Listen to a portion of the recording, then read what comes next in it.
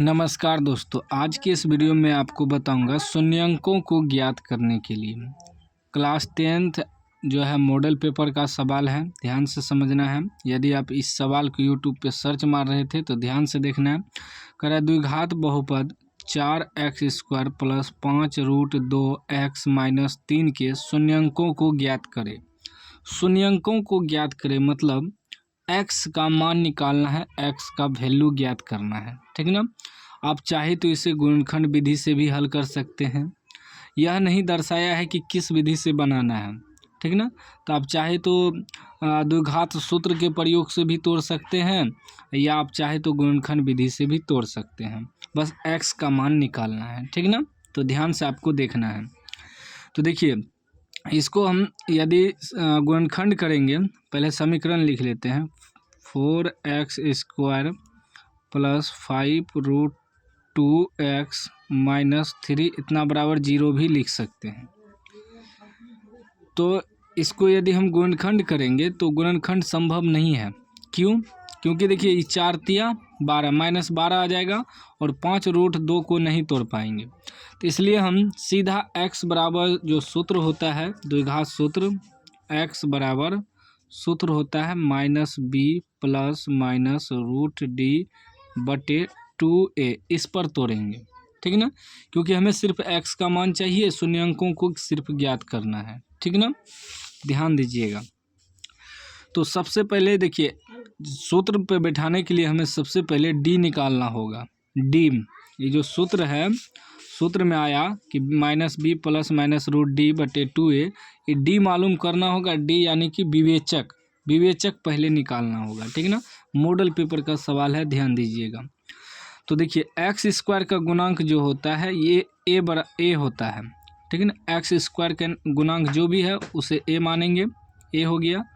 फिर आपका x का जो गुणांक होता है b होता है, तो x का गुणांक क्या है 5√2, ये आपका b हो गया।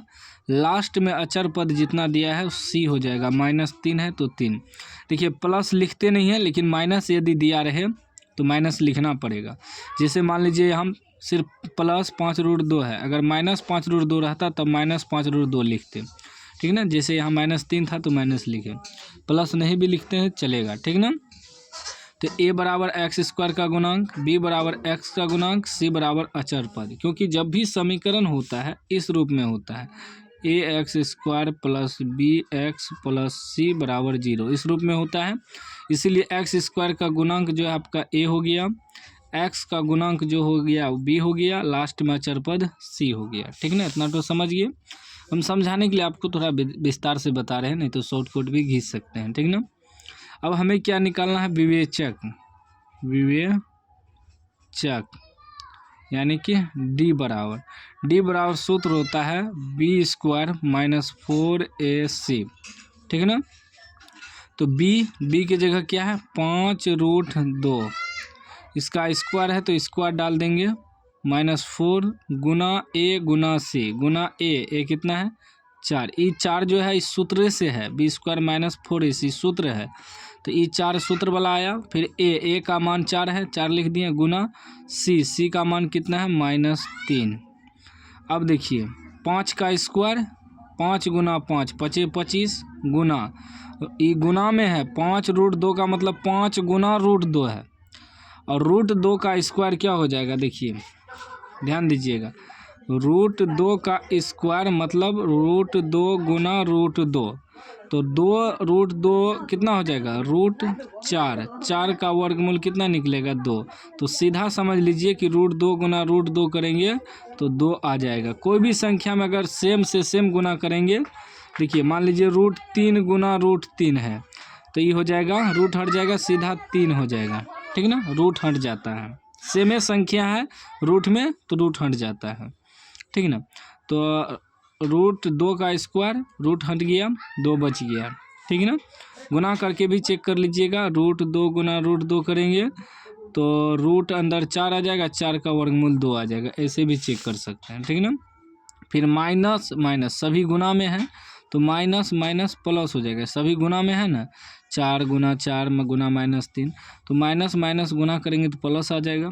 4 चौके 16, 16 तिया 48, अब देखिए कितना आ जाएगा, 25 दूना 50 प्लस 48 जोड़िए तो टोटल कितना हो जाएगा, 8 9 5 4 9 यानी कि 98। डी का मान कितना हो गया, 98।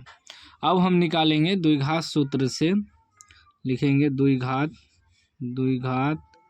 सूत्र से। द्विघात सूत्र जो होता है x बराबर, सूत्र होता है -b प्लस माइनस √d बटे 2a, ठीक है ना। अब देखिए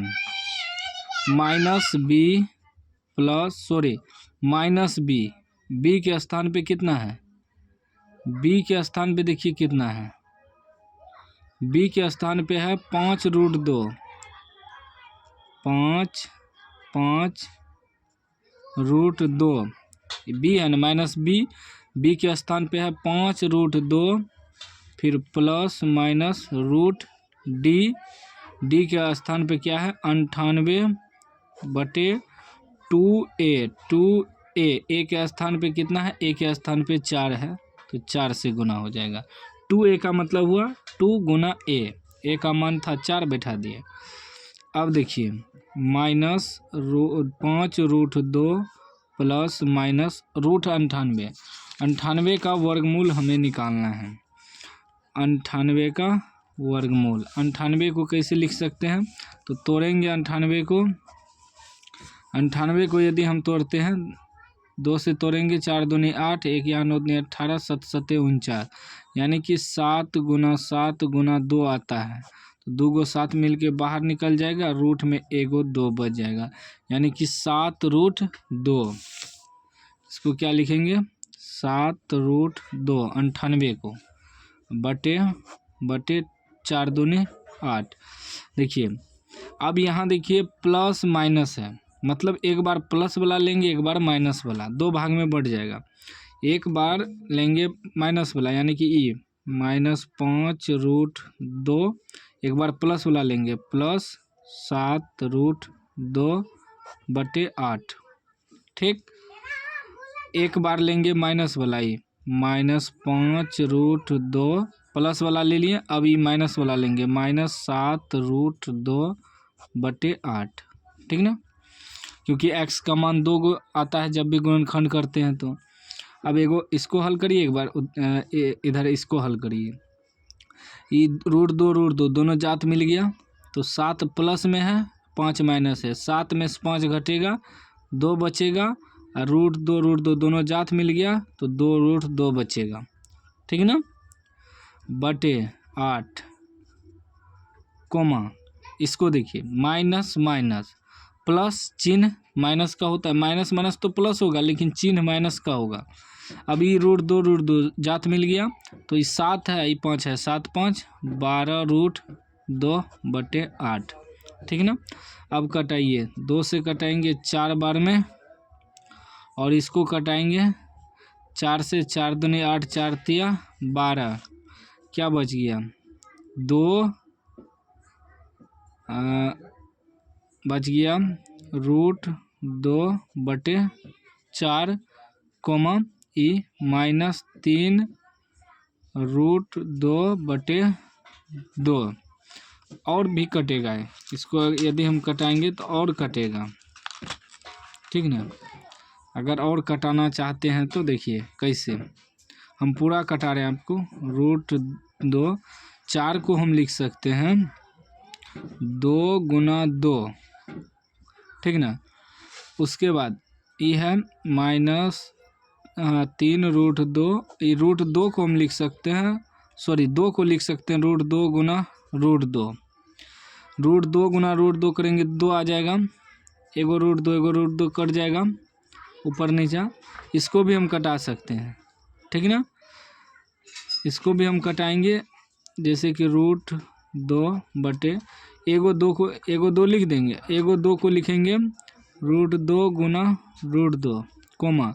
अब ऊपर में इस क्या बच गया -3 बटे √2, इसको भी एगो √2 कट जाएगा, तो ऊपर में कुछ नहीं तो क्या बचा 1 बटे 2√2, ठीक है, 1 ऊपर में 1 बटे ई तो कटिए गया, ई बचा 2√2, ठीक है ना, कोमा ई -3/√2। यहाँ भी आंसर हो सकता है। ये x का मान हो गया, यानी कि शून्यक मालूम हो गया, शून्यक ज्ञात हो गया, यहाँ भी आंसर हो सकता है, ठीक है ना। तो हम पूरा लास्ट तक आंसर निकाल दिए कटा फटा के, नहीं तो सीधा आंसर यहाँ भी हो सकता है, ये दोनों आंसर। क्योंकि देखिए यहाँ प्लस में है माइनस में है, तो एक बार प्लस वाला लिए एक बार माइनस वाला लिए, ठीक है ना। ये तो सेम उतरेगा बी का मान, लेकिन यहाँ जो बीच में प्लस माइनस लगा हुआ है, इसीलिए एक बार प्लस वाला एक बार माइनस वाला रखे, ठीक है ना। उम्मीद है समझ गए होंगे, समझ गए तो लाइक कर दीजिए, चैनल को सब्सक्राइब कर दीजिए और घंटी को दबा कर ऑल कर दीजिए।